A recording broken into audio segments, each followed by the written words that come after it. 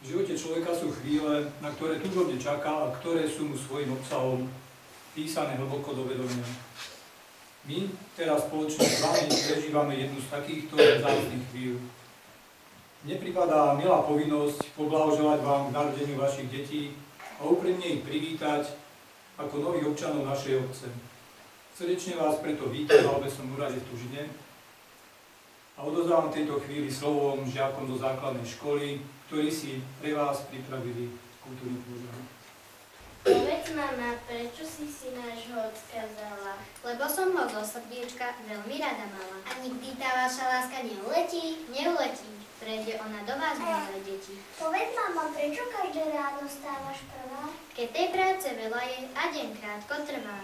Povedz, mama, prečo keď sa hneváš, siahaš za vareškou?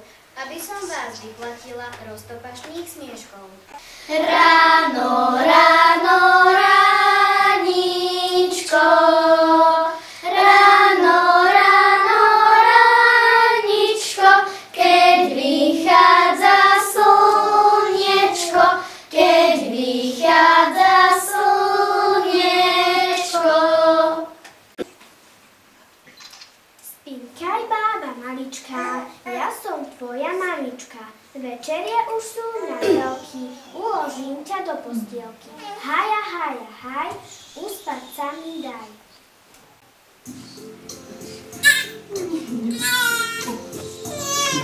Spí, dieťatko, spí,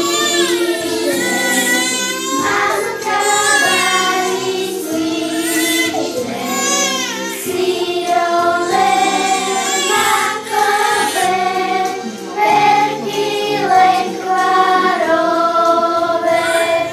Spí, dieťatko, spí, že aspoň jeden sníček kúpi ti mamička v meste medovníček.